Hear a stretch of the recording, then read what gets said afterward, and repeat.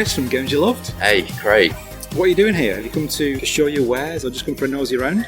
So these events for me, have, I suppose over the years, I think I went to the first one, a few of us from Games You Loved, would be Manchester 2014, so it's like 5 years ago now. And when you first come to one of these events, it's all about the wow, like it's a wow anyway after 5 years, but you play the games fully, you don't really know anybody, and you obviously go to the talks, a lot of really interesting talks. Some people, we saw Matthew Smith yesterday, so you get an opportunity to see those folk who are kind of your heroes, and you get to meet them, you get to hear their stories, backgrounds, I guess, and then you come away. But I guess over time, particularly, I guess now, you've got Twitter and Instagram, probably those two particularly, YouTube obviously, where whilst you've been interacting with these folk, you get to meet them as well. So in a roundabout way, I'm going to come back to your original question, which was what have I been doing? Mainly yesterday, just catching up with sort of like-minded fellows and ladies and just hanging out, talking about video games and playing some games with those guys. So yeah, I must have met like 30, 40 people that I regularly interact with on social media, and it's really nice, it's a good crowd here, the atmosphere is very relaxed, new venue, and been a really good 24 hours, so we're here on a Sunday now, just getting into the next day, winding down a little bit. Yeah, it's been fantastic. What have you been playing in the main room? I had a little go over consoles, because I don't normally do that, so I was just playing a bit of R-Type on the PC Engine, which weirdly I've got at home anyway.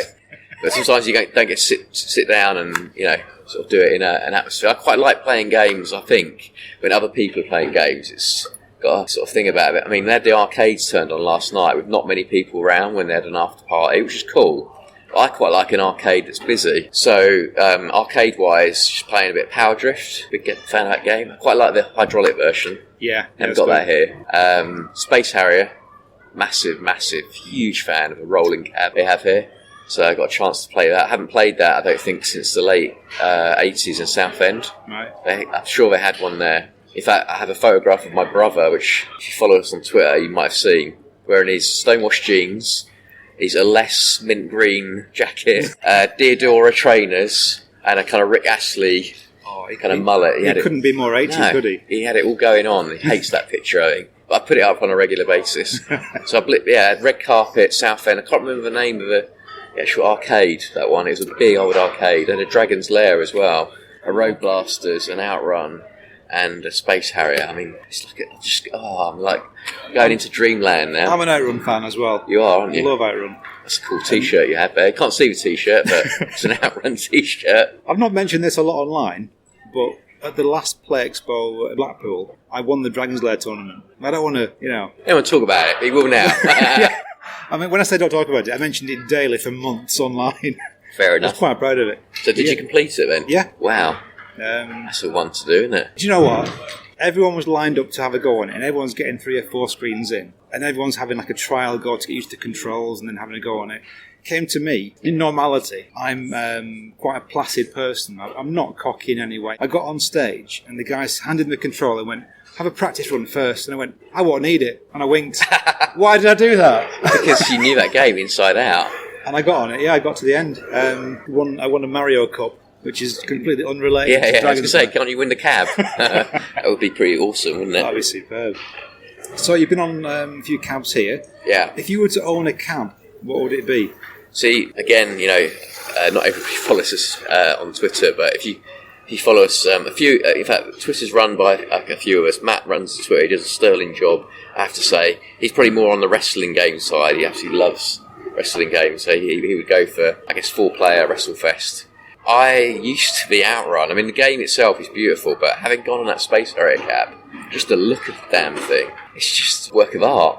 So I think I've switched. I've seen, you've got the usual, there's lots of photos of it around, but having seen it, I love just looking at that cabinet next door and played on it. Man, it's like a fairground ride. Yeah. It really is. And I think that was the experience of that cab when I was a kid. I'm sure it was 10p. I'm sure it was in 1985, going back to when I first played it, I played it at Minehead in Butlins in 1985. And that And it was back in the day, no disrespect to these guys or other arcades that are running right now, but they definitely used to crank the sound up back in the day. You don't get arcades doing that now. Every machine was trying to outwin one another, but the one that did it to the max was that "Get ready, welcome to the Fantasy Zone," and that's what you used to hear over and over in the arcade. It would take out Popeye and Donkey Kong because it was just so loud. So having done that yesterday for the first time in, it is literally 30 years, so I think they all disappeared, those Space Harrier cabs. Yeah, I don't think they lasted very long because of the amount of use they got. So they kind of, it's a bit of a shame really, because, you kind of, I'm trying to think what cabs stuck around from the 80s, but the sort of stand-up Road Blasters and the Space Invaders lasted for years. Yeah, obviously had the stand-up Space Harrier, but the Deluxe died a death. Yeah. So it's nice to kind of recreate that one. It's quite hard, isn't it, that question that obviously pops out quite a lot on social media. What's your favourite game? I think it changes quite a lot, and it's quite a difficult thing to choose if you're into video games as much as a lot of us are. I mean, I like other things as well as games. I love movies, any kind of description. I don't have a particular genre, pretty open. But if somebody said, name your favourite movie, it'd be bloody tough, because I'll tell you one thing, and I'll say, for me, it's probably Raiders of the Lost Ark. Then I'll go, Back to the Future, Ghostbusters, and then you start reeling off Lethal Weapon and Die Hard, and you're like, oh no, there's too many. So you've got to have probably a top 10, haven't you? Yeah, I mean, no one film has all the best moments in it. There's best moments in each film. The Ghostbusters, you've got the Marshmallow Man. Gremlins, you've got, anything with Gizmo in it is just, Yeah. If you were to make a best of the 80s film, it just have aspects from every film in it. It's all about that, yeah. No one film can be the best, because there's so many good things in different films. No, most definitely. What do you reckon to movie tie-in games?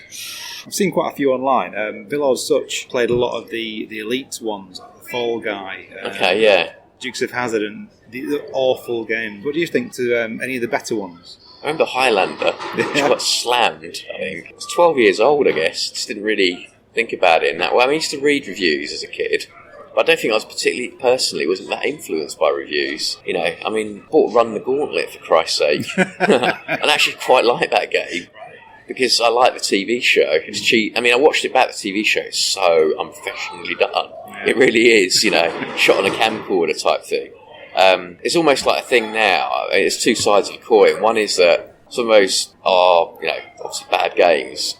But I think people like reviewing bad games. It's become a thing. It's almost like everybody's done the review of Streets of Rage, Sonic the Hedgehog, Street Fighter 2. Yeah. And, yes, you could do a deeper history version or a slant on it, but there's so many people have done that game. It's now about, okay, what bit of hardware, what kind of game can we find that's obscure to do a thing about it? I tend to meander, when we have a conversation. So going back to your original question, what do I think of movie tie-in games? Generally, I'm pretty hot for them, The good ones, so like Die Hard Arcade, RoboCop, certainly in the arcade, and then, dare I say it, Highlander. It's not the greatest game of all time. I think the Fall Guy, I've got that. Commodore 64. The Transformers game wasn't that brilliant on the Spectrum, I don't think. Spectrum is really bad. C64 was alright, but Spectrum was awful. Yeah, I'm trying to think about that game. Pretty lame, isn't it? Compared to what the actual IP that it was based on, you'd expect a much better version of it. But there's obviously limitations as well with that. But then, games like Cobra, it's a pretty good game, isn't it, on the Spectrum? Yes, still on. And obviously RoboCop on the Spectrum, the music and the animation. Beautiful game, that one. So consoles are one thing that I'm really into. I'm also into handhelds and desktop games. Okay. I believe you've got quite a big collection. Yeah, handhelds. It's not that. I mean, compared to some of these fellas and ladies, I say ladies because Faye, Kingdom of Cards, is way outdoing me on the handhelds. If you follow her, she's just like, and she buys them every day. Wow. She's got so many.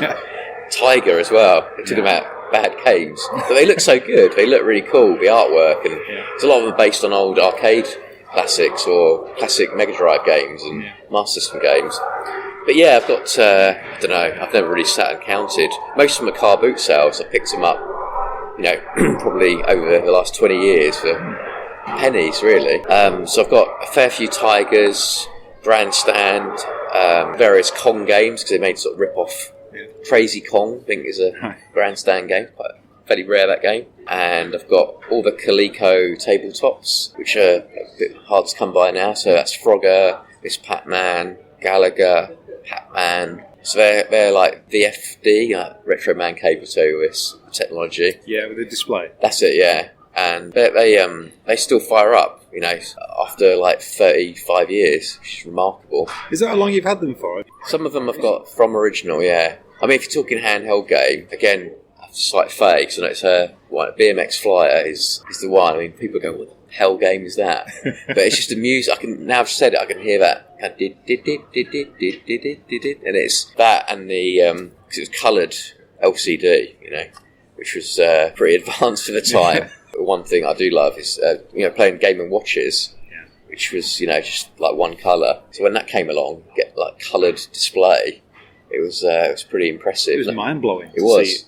Colour things. It was weird, isn't it? Yeah, it really is. You're so used to overlays to create the colour and things like that. Yeah. But yeah, Game & Watches probably got about 42 Game & Watches, something like that. Most of which I bought a long time ago. So now it's about trying to find the gems, obviously paying as little as I possibly can. That's the fun of it, the hunt, I guess, it's up to you, but I personally don't just want to go and buy it now and pay over the odds and you get the game, it's like, okay, I've got it, and for me, part of the fun of it is the hunt. And then I'm not into seal stuff, again, personally. Getting the game, playing it, firing it up, and sort of enjoying it now and again. I just picking it up every sort of, few months and putting the batteries in. Just reliving it a little bit. Yeah, exactly. I like the original concept of playing video games. I like to play on the original hardware, having the controller in my hand, a bit of a button guy, I do, I think it's amazing what the developers do of phone and iPad games, but, personally like feeling a D-pad or a couple of buttons. Something more tactile than just a screen. Yeah, but, it's really cool to play modern games. Sometimes I have, sat on the train and played a few ports of there, because so many games are coming out on the mobile side, aren't there? There's guys from Antstream here who are going to bring all the retro classics onto your phone and stuff like that. So, yeah, massive resurgence, isn't it, really?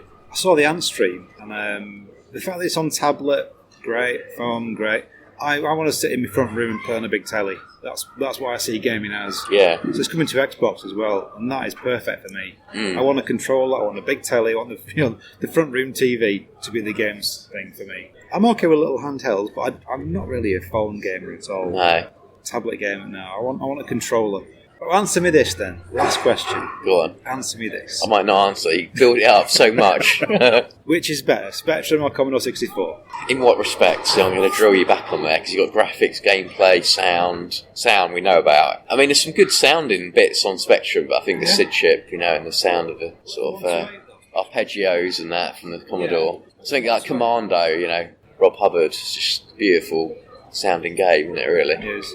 Some of the stuff that the late great Ben Daglish made as well, Last Ninja, Matt Bray. I think the Commodore pips it on the sound. Even I was a specky boy, but the range of games, so many games, like 10,000-15,000 games probably on Spectrum. I would say it pips it, and it was the computer that I had.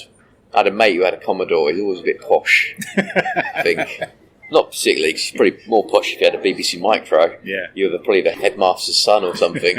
But again, not knocking the BBC, and great little machine, or big machine. But so yeah, I think overall, because I own one, I mean, that's why it's, again, a nostalgia factor. And not all the games were fantastic, but yeah, I could definitely pick a top 100 there in the Spectrum category. Okay. So it wins for me. Excellent. Shoot me down, Commodore people. It's not as good as an Amiga, though. Oh, I was going to say or an Atari ST as well. ST, yeah. Those two, put them up there. They're as good as each other, Yeah, fair dues. Dungeon Master on the ST, that's a real memory for me. That's the one. That was superb. Yeah. And Test Drive as well, I like that. You ever go on hard driving? Yes, yeah, it's pretty good. Driving with a mouse is a bit weird. Yeah, it was a bit. Now, my brother had an Atari ST, and I used to hog it a bit, but he used to let me have a go, and had a fairly decent collection of games. So he did a full-on paper round, and all his money went on computer games.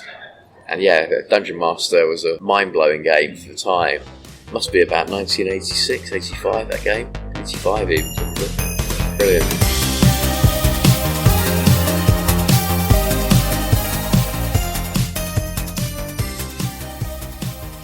So Ryan from Numskull Games, Hello. what are you doing here in Play Expo Manchester? So I'm just seeing everyone really. Loads of awesome YouTubers and influencers and podcasters like yourself. Loads of people here that I just want to go around and meet.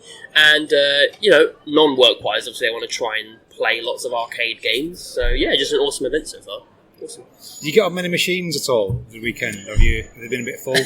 I have, I've been kind of busy the first day. Today I've managed to play a bit of Dance Dance Revolution, which is my jam. I love some DDR. But yeah, I've been able to play a few arcade cabinets. I've seen some quite big queues for things like Space Harrier and Outrun. Yeah, it's all the kind of moving cabinets, the more interactive ones, I suppose, that seem to have the queues, which makes sense. It's kind of like a family event here, so people are queuing in. Yeah. The more eventful kind of ones are popular. And who have you met while the weekend? Oh my goodness, who have I met? I've met so many people, I'm struggling to even list them. So I came with Chris from Games You Love, that popped, because we live really nearby. Came with him, obviously yourself, Aravel, Jason Bradbury, Tristan Bites, pretty much everyone really, like pretty much the entire UK retro crowd, I'd say, of streamers and YouTubers and podcasters. They're all kind of here, which is marvellous. I mean, it's been fantastic to see everyone. It is quite a massive event, really, isn't it? It's quite central in the UK, quite easy for people to get to, but it's shocking how many people have turned up. Because normally, if you have like an event at a certain location, not everyone can get to that. Yeah. I think having it in Manchester has really helped with everyone coming from all sides, I think. Yeah, I think it helps it just not being London-based once, because obviously I'm more London-centric anyway. You know, for stuff like this, it's not ridiculous travel. Like, it took me maybe 3-4 hours to get here, which, you know, if I'm staying for the weekend, isn't awful. So yeah, it seems like a lot of people have been able to make it, which is great. Only a few people off the top of my head that were saying that they wanted to come and couldn't. So yeah, it seems like it's been a pretty good place for everyone to be able to come to. You've been quite easy to spot walking around Play Expo Manchester. You've been carrying Pac-Man around with you. Yeah. Not the full machine, but a quarter-sized machine. Yes, indeed. Yeah. Tell me about that. Okay. So it's the quarter-scale Pac-Man arcade cabinet. Long title. But hint in the name, it's a quarter-scale Pac-Man arcade cabinet. So for those that haven't seen it, it is literally a perfect replica of the original arcade cabinet. So whereas some companies are kind of releasing these cabinets that have 3-in-1 games and stuff, people building their own arcade cabinets, we're very aware of that sort of thing. And we're aware of, if you want to play Pac-Man, you can just Google the word Pac-Man and sit and play on your phone. But we're very aware of that. So for us, it's more about this being a collectible than it is about Pac-Man necessarily. So it's about those that grew up with Pac-Man can have that in their home in the most authentic way. Because here in the UK especially, people can't really fit in a giant arcade cabinet for every game they love, unfortunately. The cabinet's made of real wood, it's made of real metal, it's playable, of course. It has a board with the original ROM, displays like the original, it has a nice clicky joystick. This one comes with a collectible coin, and they're limited to 10,000 units, so you get a certificate saying which number unit yours is. And yeah, we'll be doing Galaga, Galaxium, there's Pac-Man in the future. Those are the only ones we've announced so far, so Namco ones. Obviously, it is all officially licensed. And we've been talking with lots of other companies as well, so kind of everything is a possibility for the range. So yeah, quite exciting. We've had a really good reception of this so far, so it's been quite shocking. People have been stopping me around the event, asking where I got it from, so that's good. I think the one I'm looking forward to most is Miss Pac-Man. Yeah, that's what everyone's been saying. They're looking forward to Miss Pac-Man, yeah. And Galaga's coming out shortly, is that right? Galaga is the next one, yeah, so that would be August, September. So the pre-orders, for Numskull products, we usually launch the pre-orders about 2 months before launch. So we're looking at maybe July-ish kind of pre-order period, so that's when we'll be really kicking it off with that, yeah. And Numskull seem to do a lot of licensed things for so many IPs. Yeah. Which ones are your favourites? Oh wow, my personal favourites. So I like, obviously I grew up with sort of PS1 games, so I'm really pleased to be working with things like Crash Bandicoot, Spyro the Dragon, Mortal Kombat. We're kind of blessed really that I'd say we are perhaps one of the largest gaming merchandisers in the world, just because we have such a quick turnout with our products, whereas a lot of companies maybe don't, so publishers get a bit fed up with that, because it's a long process really to create this kind of stuff, even just something simple. But yeah, we work with Capcom, we work with Konami, Bandai, Disney, Marvel, Bethesda, pretty much literally everyone. You name it really, we've kind of worked with every publisher now. My wife was choosing the clothes for yesterday, and she went with a Numskull Street Fighter 2 t-shirt. Nice. She's a huge fighter fan. Nice. Yeah. The Street Fighter range is pretty decent. That was received. That was one of our earlier ones, I think. Actually, the Street Fighter range. Yeah. So, gaming-wise, do you have any consoles? Do you have any computers? Oh yeah, so tons really. I mean, I collect games and consoles and stuff. So I have. The first games I ever played was DOS games, so DOS PC. So if I had the space, I'd like to have an old 90s DOS PC in my home, which I no doubt will do when I move out and get my own place. I will probably have an actual old school PC. That's what I would like. And then I've got the PS1, PS2, 3, 4, all the Xboxes, and then I collect older consoles as well before my time. So how many consoles do I have? I probably have about 40 consoles. Just sitting around at my parents' home with them. So. What do you think about the re-released Mini NES, Mini SNES? Yeah, so for me, I like it. I like it as a collectible, perhaps. But the way I look at it is, if I'm buying games, I want kind of the original, authentic experience. So I like to have, if I want to play an NES game, I want to have the actual NES cartridge in my hands. Or, if I just want convenience, I can just have a RetroPie. Yeah. So the NES Mini, I did buy them, but mostly as an ornament, really, just as a piece to have. Yeah, for me, there wasn't quite enough games on it for me to be playing it frequently. Yeah, I think they're a great way for new gamers to get into old games. Yeah, absolutely. Or for parents to show what they grew up with their kids and stuff. Yeah. The NES Mini and the SNES Mini combined have about 10 million units sold, or something close to that. And when you think that the Wii U sold only a little bit more than that. so they sold almost as much as a modern console did. Yeah, it's crazy. So do you use emulators at all for older games? Yeah, I do. I have them. I can't say I actually end up using them very much, but I have them on my computer. But yeah, again, for me, just the authentic experience of the actual games is a big part of it for me. So having the actual physical product, it's certainly less convenient to be playing that way, but I enjoy it. And your Pac-Man arcade machine, where can people buy one if they want one? So you can buy it, so our website is numskull.com, and then that will link to some of the retailers that stock it, primarily geekstore.com. They have free UK shipping and whatnot, but it is available kind of everywhere around the world. So if you go into your local game store or GameStop or EB Games, wherever you are based, then it should be in there. But yeah, numskull.com if you're not sure where it is. And how soon is Gallagher coming out? So Gallagher should be soon. So we were hoping to already have it out, but we're gamers ourselves. We legitimately care about this sort of thing. We care about the preservation of the product and the whole shebang. We want to be faithful to our customers. So there was some feedback we received about there were some glitches on the original cabinets. We released a firmware update, and that unfortunately delayed Gallagher by a couple of months. So we're looking at about August, September now. So within the next few months, so sometime before that, we should have the pre-orders live. So really soon, real soon.